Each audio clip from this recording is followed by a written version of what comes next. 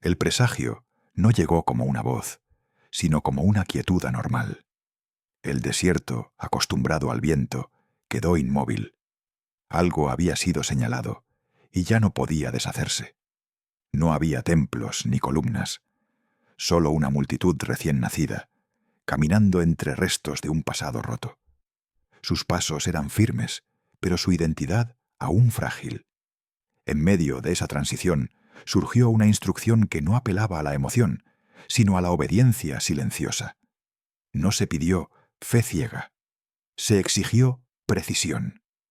La orden no hablaba de celebraciones ni de gestos visibles, hablaba de forma, de límites, de un objeto que debía existir antes que cualquier sistema humano, porque antes del canto viene el silencio y antes del ritual el trono invisible.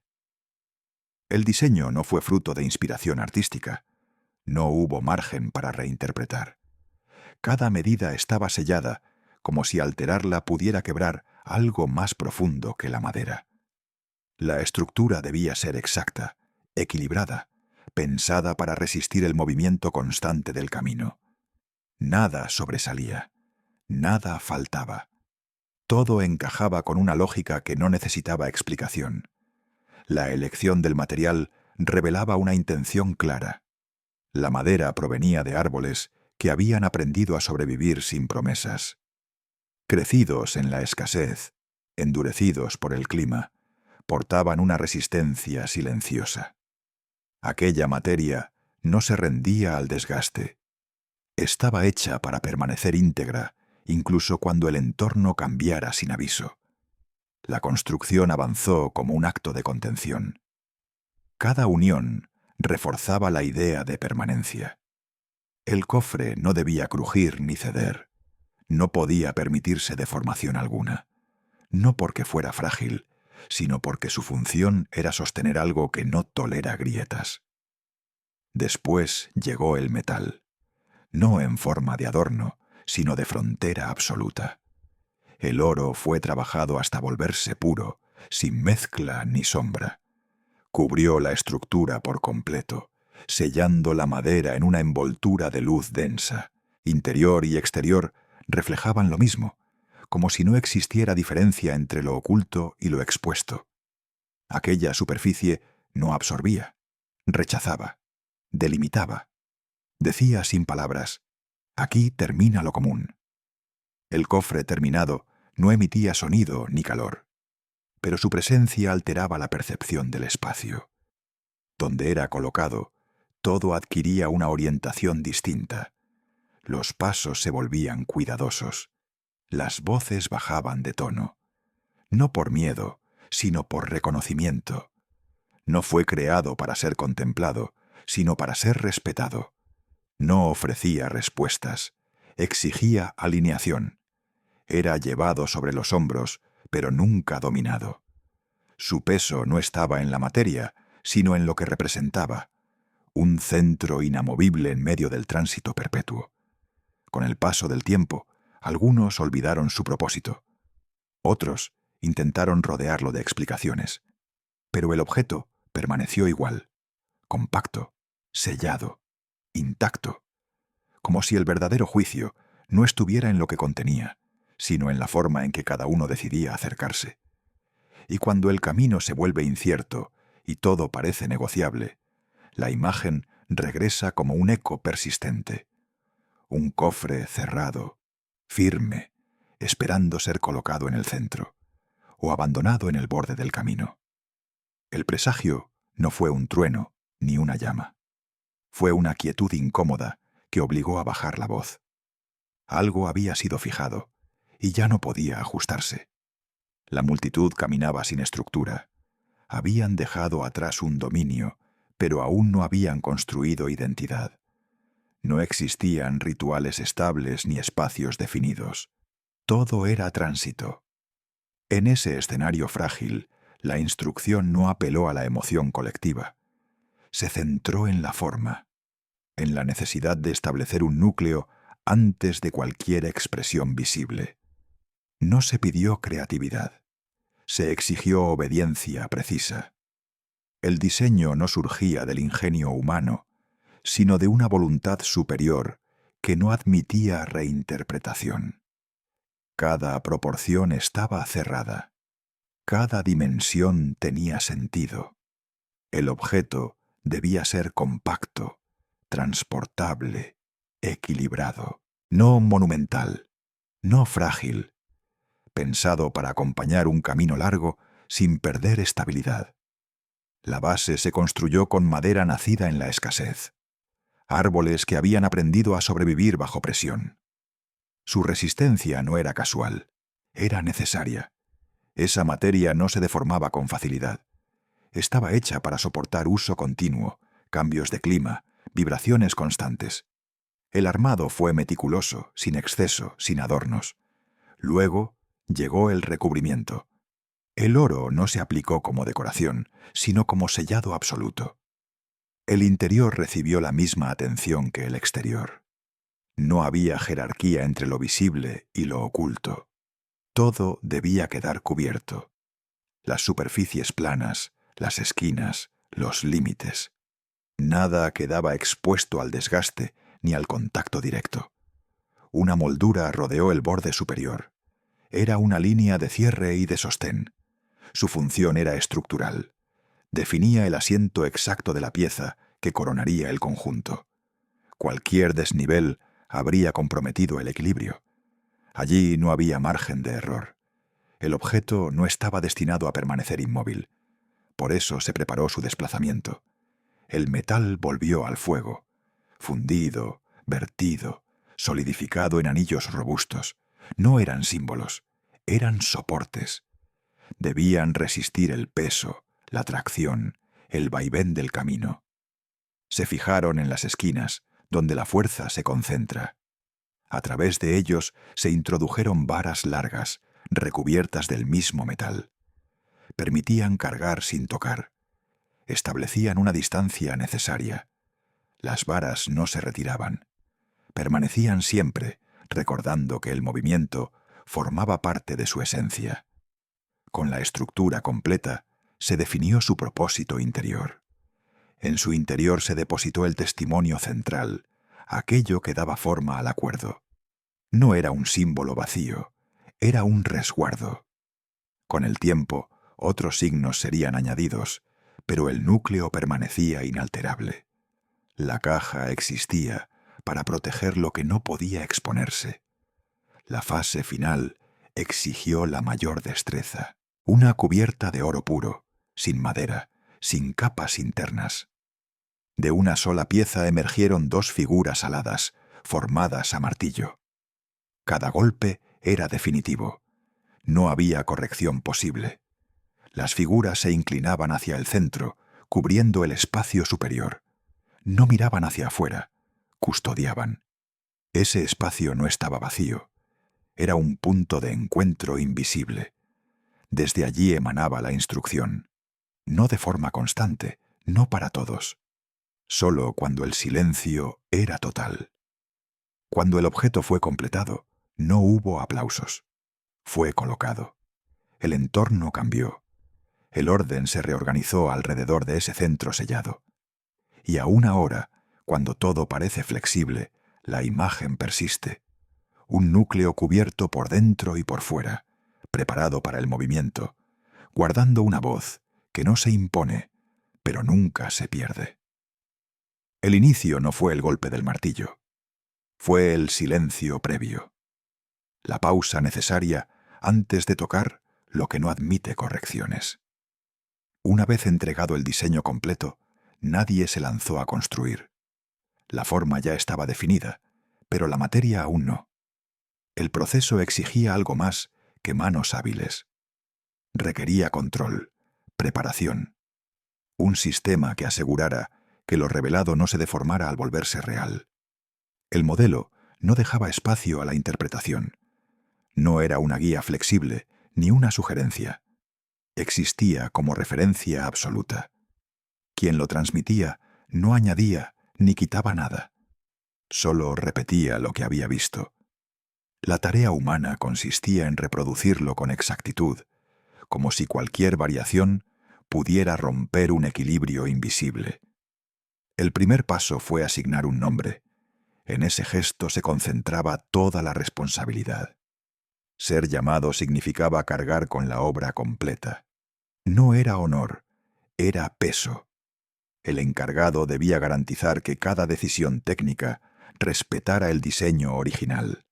No podía delegar el criterio, solo la ejecución. Ese hombre no surgió del fervor religioso, sino del oficio. Su preparación era concreta. Había trabajado con materiales reales, bajo presión real. Sabía que la madera se comporta distinto según el clima, que el metal exige paciencia y control, que un error temprano se amplifica con el tiempo. Su conocimiento no estaba en libros, estaba en las manos. Había aprendido en contextos duros, donde fallar tenía consecuencias. Por eso comprendía el valor de la anticipación. La inteligencia consistía en prever el problema antes de que apareciera. La sabiduría en elegir el material adecuado. La ciencia en entender cómo reaccionaba cada elemento al ser transformado. El arte en ejecutar sin dejar huella del esfuerzo. La obra no avanzó en soledad. Se organizó un taller en plena intemperie, un espacio delimitado por función, no por muros. Cada área respondía a una necesidad técnica. Separar procesos era vital. El oro no podía mezclarse con el polvo de la madera. Las piezas pequeñas no podían perderse. Todo debía mantenerse bajo control. Las funciones se asignaron con precisión. Algunos trabajaban solo la acacia. Otros se encargaban del metal en estado líquido. Otros verificaban medidas, alineaciones, ajustes. Nada se improvisaba. Cada fase dependía de la anterior. El avance solo era posible cuando lo previo estaba completo y correcto. La escasez imponía disciplina. No había exceso de materiales. No existía la posibilidad de reemplazo inmediato. Cada error podía ser definitivo. Por eso, el proceso avanzaba lento, pero seguro. El orden no aceleraba la obra, la preservaba. Finalmente, se convocó a la recolección. No como gesto simbólico, sino como provisión controlada. Cada aporte debía cumplir un propósito específico. Nada sobraba, nada se tomaba a la ligera. Todo sería transformado bajo supervisión. Así, antes de que el objeto tomara forma, ya existía una estructura invisible sosteniéndolo. Y en ese orden silencioso, la obra comenzó a existir incluso antes de ser vista. La materia no se arrancó del suelo. Fue entregada. Y en esa entrega comenzó la transformación. El sistema de provisión no dependía de hallazgos fortuitos. No había minería ni extracción. Todo el metal llegaba como ofrenda, proveniente de otra tierra, de otro tiempo. Oro que había sido adorno, recuerdo, pertenencia personal. Antes de servir a un propósito mayor, debía perder su identidad anterior.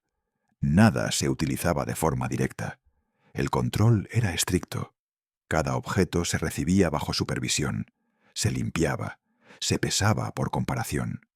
No existían instrumentos precisos, pero sí experiencia. El responsable observaba, calculaba, prevenía pérdidas. El oro no podía desaparecer en el proceso. Cada fragmento contaba. Las piezas limpias se colocaban en recipientes resistentes al fuego. Barro endurecido, piedra ennegrecida. Luego eran llevadas a hornos abiertos. El carbón vegetal ardía con intensidad creciente. El aire se introducía mediante fuelles accionados a mano. El fuego respondía lentamente, como si exigiera paciencia. El control no era numérico, era visual. El tono de la llama, el brillo del metal, el momento exacto en que el oro comenzaba a fluir. Las impurezas emergían a la superficie y eran retiradas con cuidado.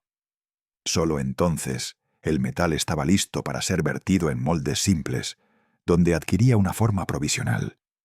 Ese oro no se usaba de inmediato. Primero se martillaba. Calor y golpe alternados, una y otra vez. Así se obtenían láminas finas para cubrir superficies y masas compactas reservadas para piezas únicas. Todo se separaba antes de fabricar. Cada porción tenía un destino definido. Nada quedaba sin asignación. El desperdicio no era una opción. Con el metal clasificado, la atención se dirigió a la madera. La acacia no se trabajaba recién cortada. Se elegían troncos rectos, sin grietas, capaces de soportar carga y calor. En ese entorno, una falla mínima se amplificaba con rapidez. La corteza se retiraba. Las irregularidades se corregían. Los troncos se convertían en tablas según las medidas previstas. Luego se dejaban secar parcialmente, siempre a la sombra. El secado excesivo provocaba grietas. El acelerado, deformaciones. El objetivo era estabilizar la materia, no agotarla. Las herramientas eran sencillas, pero el oficio era preciso. Las tablas se escuadraban hasta obtener superficies planas y bordes rectos. Este paso determinaba todo lo demás. Un error aquí impediría que el metal ajustara después. Antes de unirlas, cada tabla se marcaba. Nada se cortaba sin propósito. La escasez imponía disciplina. Cada pieza debía integrarse a un conjunto mayor sin sobrantes. Con la madera preparada, comenzó la construcción de la caja base. Las medidas se trasladaban directamente a las tablas, usando referencias corporales. No había margen para corregir. El corte debía ser exacto. Las paredes se ensamblaban en ángulos rectos mediante encastres firmes, pensados para resistir peso y movimiento constante. El fondo se integró con el mismo cuidado. Cada unión fue revisada antes de avanzar.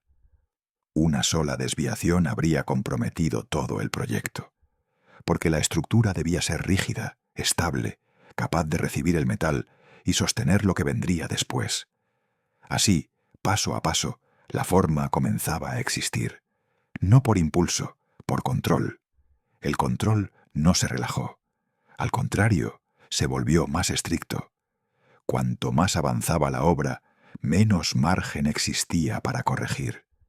En esta fase, la vigilancia se centró en el interior. No bastaba con que la caja fuera sólida por fuera. El espacio interno debía conservar una simetría perfecta. Allí se depositaría un contenido que no toleraba presión ni deformación, y sobre él se apoyaría una cubierta pesada. Todo dependía de planos exactos. Cuando se dio por concluida la caja base, ya no era una estructura frágil. Estaba preparada para sostener peso desde dentro y desde fuera, y para resistir el movimiento constante, sin abrirse ni torcerse. No era un contenedor común, era una base calculada. El revestimiento interior comenzó sin prisa. Cada lámina de oro había sido trabajada hasta alcanzar flexibilidad sin pérdida de integridad. Se cortaban según medidas exactas y se ajustaban a cada pared interna. No se colocaban hasta que encajaran sin tensión. Las esquinas eran el punto más delicado. El metal debía adaptarse al ángulo sin romperse. No podían quedar pliegues ni superposiciones. El trabajo exigía manos firmes y experiencia.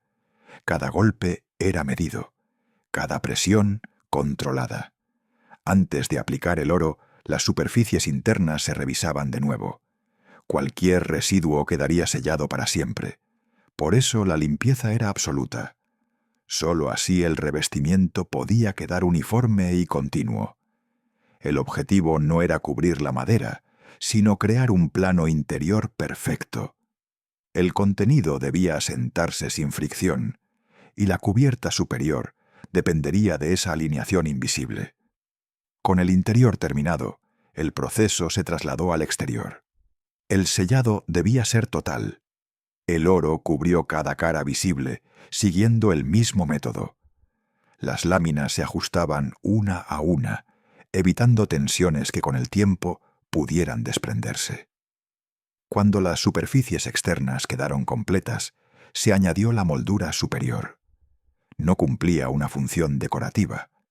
Reforzaba el borde y definía el asiento exacto de la pieza final. Su nivelación era esencial. Sin instrumentos modernos, la comprobación se hacía mediante repetidas verificaciones visuales y manuales. Una vez fijada la cornisa, la forma quedó cerrada. Ya no admitía cambios. A partir de ese punto, cualquier elemento adicional debía adaptarse a esa estructura definitiva. El siguiente paso preparó al objeto para el camino. El oro volvió a fundirse, esta vez para formar anillos resistentes. Se ubicaron en las esquinas, los puntos de mayor fuerza.